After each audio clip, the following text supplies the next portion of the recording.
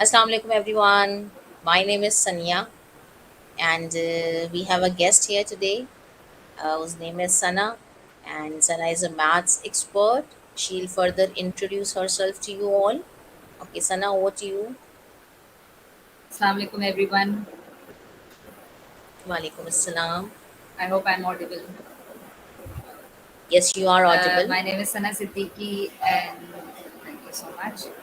My name is Sana Siddiqui, and I am a CIE certified O-level maths teacher and a coordinator as well in a Cambridge institution.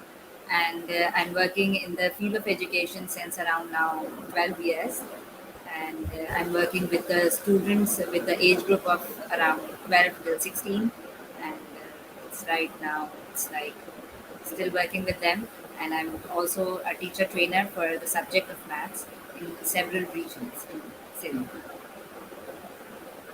And so today, my topic that we are going to do will be the instructional strategies of teaching mathematics. Basically, why I have chosen my topic like this, because I feel that the students who are coming to us in the secondary, in the higher secondary classes, they have some gap, they have some educational gap in their elementary levels or maybe in their primary levels, which need to be filled by a teacher. So this presentation is not for the teachers only, it's also for the parents who are watching us, and so everybody can take advantage.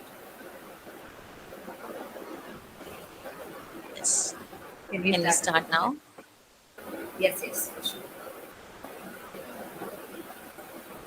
So talking about the instructional strategies in teaching mathematics. So first of all, coming to the next slide, all we should be knowing about what the instructional strategies are. So what is, can you move towards the next slide, please? So first of all, we need to know, starting with the quote, that the learners should be learning. The quote says that once the child learn how to learn, so nobody is going to narrow their mind. It's simply, actually it's like this, that we need to tell the child that how to strategize their learning. तो उनकी learning को strategy देने के लिए हम जो है हम बहुत डिफरेंट मेथड्स इस्तेमाल करते हैं। हम और हर टीचर ही कोई ना कोई मेथडोलॉजी फॉलो कर रहा होता है, एंड जब once they know the strategy, so they work upon it, and that is a lifelong with them, that strategies remains lifelong with them. तो ये strategies जो है उनको देना बहुत important होती हैं, that's why I have chosen this topic. And once moving towards the instructional strategies, next slide please. So moving to the instructional strategies, which refers to the techniques, methods and approaches that is employed by the educators and facilitates learning and promote student engagement in the classrooms. So generally every educator is using the strategies, and uh, हर कोई जो है इन strategies को follow कर रहा है, and sometimes a combination of these strategies are followed in the classroom, and the different strategies that generally we are following are generally lecture based, discussion based cooperative learning groups होते हैं जो हम बनाते हैं classrooms में, differentiated instructions होती हैं, sometimes we incorporate visual aid as well in the classroom, and when the teachers are there in the classroom and according to the objectives of the specific learning topic or the lesson that the teachers might be delivering, so at that point the teachers can employ a combination of strategy based on the specific learning object. So, talking about specifically math subject, so unlike other subjects, maths builds upon itself. So you cannot say that without a prior knowledge you can succeed in making up a lesson, or a child can get anything out of the subject or out of the classroom that you are conducting. तो prior knowledge maths के अंदर बहुत important होती है, and in case if that is missing out, then the instruction, the math instructions for the teacher and for the learner both becomes difficult. So to succeed in maths, students generally need to do more than to memorize formulas and timetables as well, and they need to develop full understanding of uh, what their maths lesson mean basically, and they how they translate into the real world knowledge. And to reach that level of understanding, you need the variety of teaching strategies, and generally the teachers are using different teaching strategies as well to grasp the concept well in the classroom. And generally, they are providing with the hands-on practices to the student. They are having collaborative project. They are having game-based learnings as well.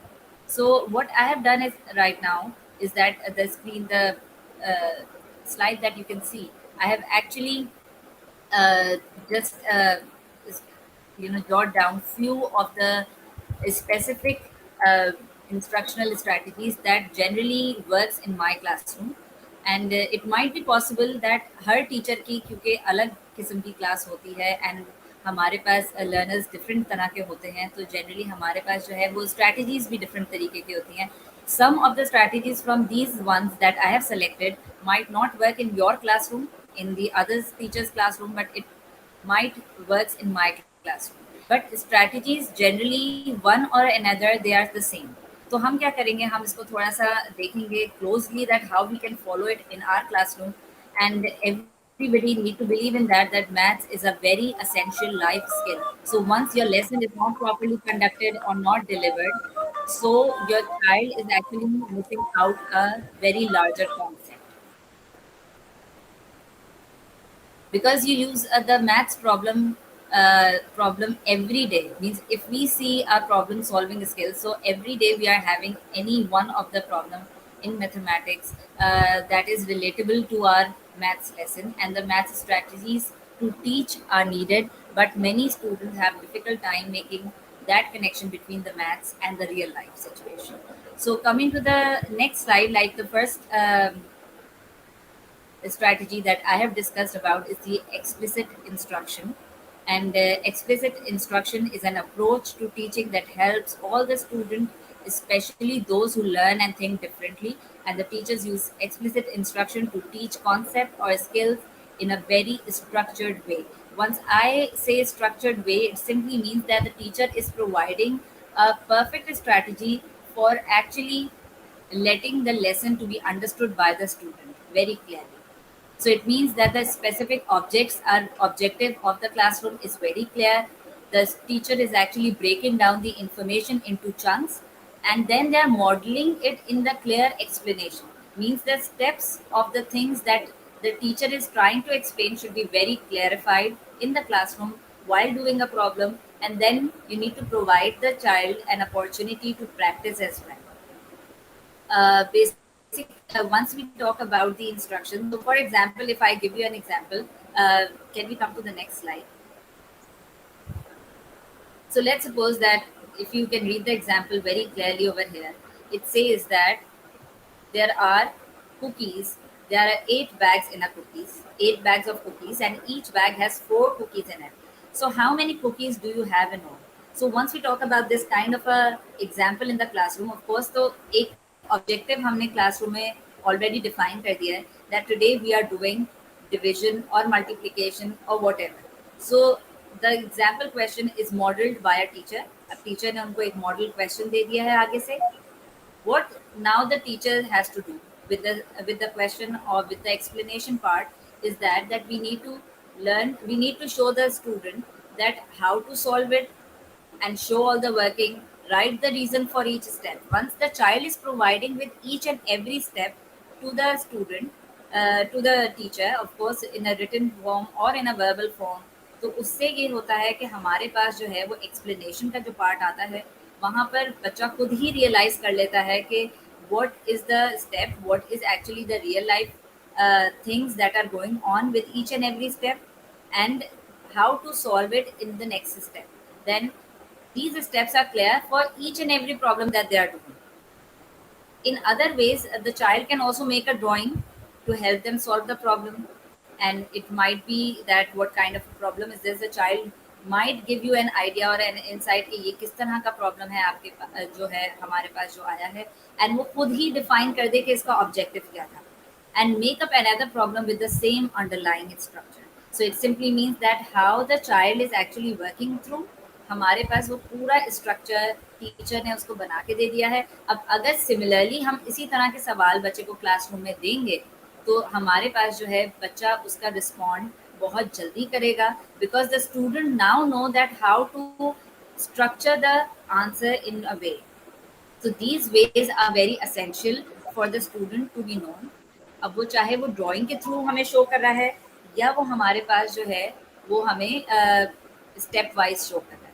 So this is actually the explicit instruction that is provided by the teacher to the student. So it becomes a lifelong learning for a student as well, because once the student know the instructions clearly, तो वो हमारे पास जो आराम से उसको sequence कर देता है, और वो स्पेसिफिक कॉन्सेप्ट को याद रखता है even for the next question as well.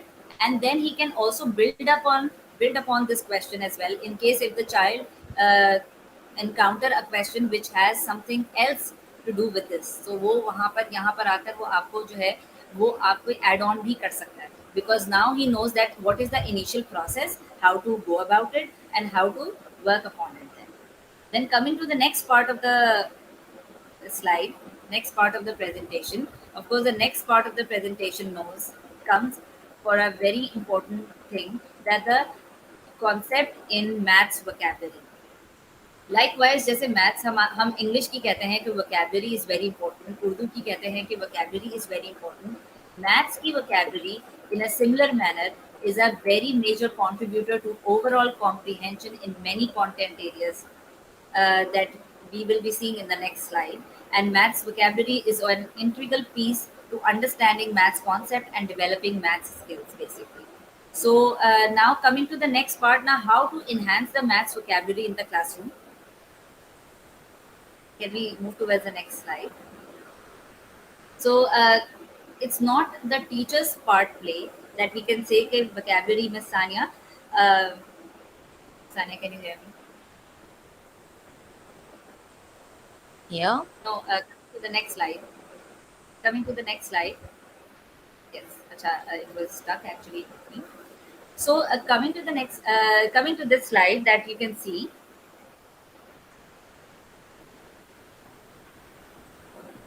Sania, the next one. Okay. Stuck हो गया है.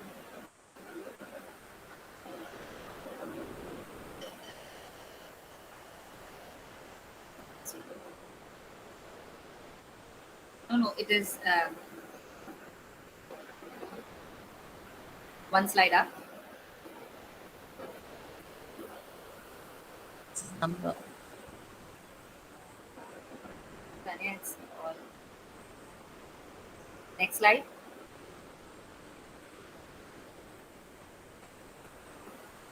Yes, this one. Okay, so you can see lots of things over here which we can actually integrate with the real life problem. The next one. No, the first one, because जिसमें बहुत सारी pictures आ रही हैं. Yes, this one. So you can see Miss Sania over here in this slide that you can connect how the child can think about maths processes while seeing these objects. और ये सारे objects वो हैं जो कि हमारे पास real life से connect हो रहे हैं. Let's suppose if I need to show the pattern to my child, to my student, or I need to ask them to imagine, तो हम उनको एक part का floor बता सकते हैं कि how the tiles are amazingly put in a sequence, or you can also show the ground as well, that ground में किस तरह tile sequence में लगे हुए हैं. So you know the child builds upon the patterns then. Even you can see outside the windows as well that हमारे पास trees होते हैं which are sometimes palm trees generally जो होते हैं वो बहुत sequence में made होते हैं. So it's the pattern is in nature. So this is how you show the child that how to patronize something and how to build upon the patterns while using the numbers as well. Eventually अगर measurement की बात करते हैं, so you can ask thoroughly regularly your child that you can measure any object that you have in front of you. So the child will be actually giving the answers in centimeters or maybe in meters. So in this way the child will be learning something new every day, and they know that what is Very the right. importance of measuring any item. Estimation estimation is one of the very important part. Every time we are listening to a music video or music audio, or maybe we are watching a series or a drama on the TV, we should be asking our child that what is the estimated time you have spent on watching a YouTube video, or maybe how you have what how much time you have spent studying as well. So this is how the child will be knowing that how to estimate the time. So this is how you actually learn. You make your child learn that how to use a mathematics vocabulary. It's not only that teacher he classroom mein every time is telling you about the vocabulary words, but it's also the parents at home or maybe the guardians at home can also teach maths vocabulary every day. Even if the child is going to a supermarket, so money problems comes over there. If the child knows how to actually ask the to get back the change that we receive from the counter, so the child will be counting it every time. So numbers are everywhere. So Miss Sania, numbers basically telling them that how to incorporate once the child is coming to us and they are saying that maths कहाँ पे इस्तेमाल होती है, तो maths तो हर जगह इस्तेमाल होती है. Eventually you can see that Very how the true. Taj Mahal is built so symmetrical. तो यहाँ से हम सिमेट्री हम देख सकते हैं. Geometry is बिल्कुल. everywhere. Eventually sitting in your bedroom you can tell your child that two walls are intersecting to each others and they are making a perpendicular lines, so they are creating a 90-degree in between. So once you are telling giving this kind of an insight to a child, so you are building upon the vocabulary every time the child is learning something new. So this was something about the vocabulary. So maths becomes a language in itself, which need to be understood by each and everyone. It's not only the child; it's about each and everyone who can learn about it. Coming to the next slide, the third strategy that I have selected for today is about the verbalization. Ms. Sania, one slide above, slide 10. How to verbalize the maths problem. Coming up to the verbalization, our child need to be vocal about how to depict their maths problem properly in words. Maybe because sometimes they understand, they only read the question and they get confused about lots of things, and they do not have any knowledge that how to go about the question because they cannot interpret it easily. So first of all, child should be given an insight कि the whatever kind of a maths problem they are encountering, so it's a simple English words that are written in it, and you just need to translate them in your own language so that you can actually interpret the problem easily, and you can then communicate your thinking, your mathematical thinking in the numbers, the way the question is asking you to do. So, over here, teachers actually play a vital role in facilitating verbalization in maths by providing opportunity for students to explain their mathematical thinking and encouraging classroom discussions and modeling effective communication between the peers as well and between teachers and students as well. So strategies such like think aloud and peer collaboration and group discussion can foster verbalization and enhance students' mathematical understanding. So once the student, why do you feel that maths speaking is very important? So coming to the next slide. So once the child, maths has lots of notations, of course. And once I say that if I'm not a maths person eventually, so if I want to just read out this simple notation in English, so how would I do that? So I will simply say for the first one, 4x minus 3. And if the child knows the notation that is written in between, that is greater than 21, so the child can speak it well. But अगर उसको ये notation ही नहीं पता होगा, then again he will not be able to speak well. So, if the child knows every symbol, the vocabulary is very strong, so they can verbalize the problem very easily. So, this is how verbalization of the mathematical notations and concept is always very easy. In a similar manner, जब हम English language की बात करते हैं और maths language, I do usually compare English language with the maths language. English language में again the teachers usually emphasize कि आप जो है उसकी रीडिंग करें. रीडिंग करेंगे तो आपकी इंग्लिश की जो है वो स्पीकिंग एनहांसमेंट होगी.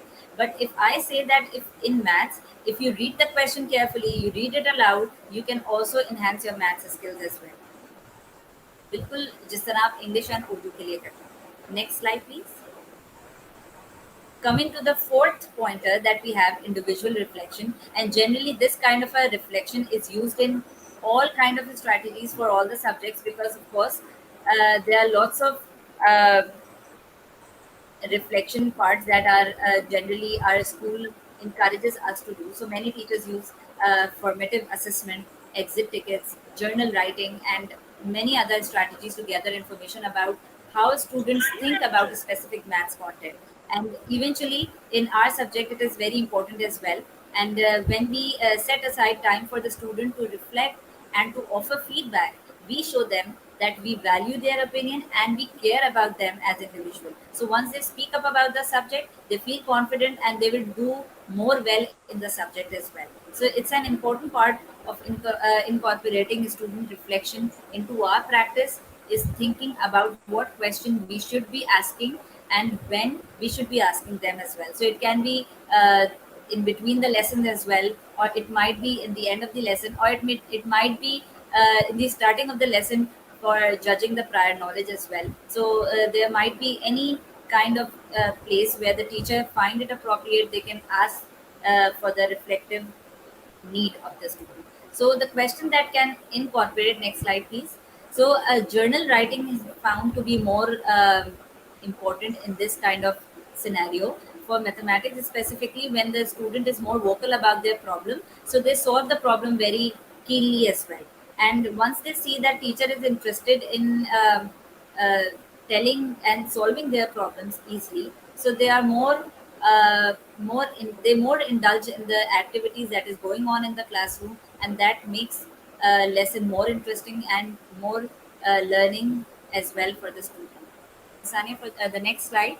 So, in the next slide, you can see the picture of a journal that a student has created already, and you can incorporate lots of questions in this journal, and you can ask the child that what do about, even if we ask from our point of view, that what the child need to know at this point in time. So it can be in the middle of the lesson, it can be at the end of the lesson as well, and what type of question would best support them in reflecting on a specific component of the maths community or the maths topic that was going on of so and how can I encourage the student to reflect on themselves as maths learner. So this is how the question can be recreated and can be told to the student, and the student can answer them, and the appropriate feedback is also very important. And last but not least, my last slide goes like for the meaningful and the frequent homework. Homework is one of the very essential part that needs to be given to the student, and homework doesn't mean always the written homework. Next slide, please, Miss Sania.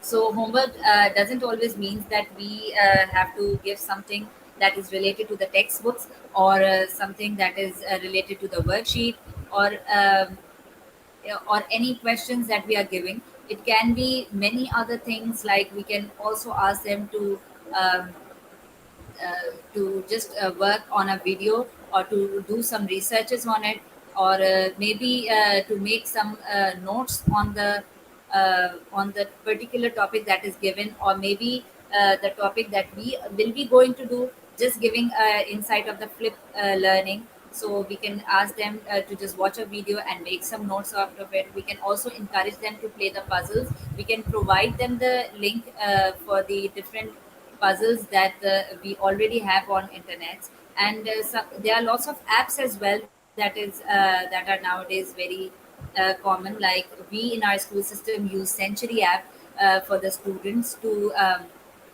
actually incorporate their learning with technology, and they usually solve lots of questions over there, and in a very fun manner, so that it enhances their skills as well. And we can also encourage them to play board games as well, and so that they can actually have improved critical thinking skills and maybe problem solving skills as well. And arithmetic problems, basically, they give the basic, they are the basic maths skill, and they provide a very good insight about the other topics as well. So there are lots of things that we can do together, and the curriculum plans should be made in a way that they incorporate all these stuffs in them. And these were the strategies that I wanted to share with everyone, Ms. Tanya. Yes. And I hope that this PowerPoint has helped everyone who is watching us, and Uh, Sana, this is the that last slide, it I might be guess. possible that yes, this is the last slide. Yes, Miss Anya. Sana, I wish you could have met me in my early childhood or in my like schooling life, so that maths would be, because I am not a maths person. But still, your presentation Okay, was really interesting. that's I why you didn't enjoyed it ask a any lot. question. I enjoyed it a lot, and I just came to know that there are so many hands-on activities which child can do maths with them, and maths can be easy with hands-on Exactly. activities. Thank you very much for this.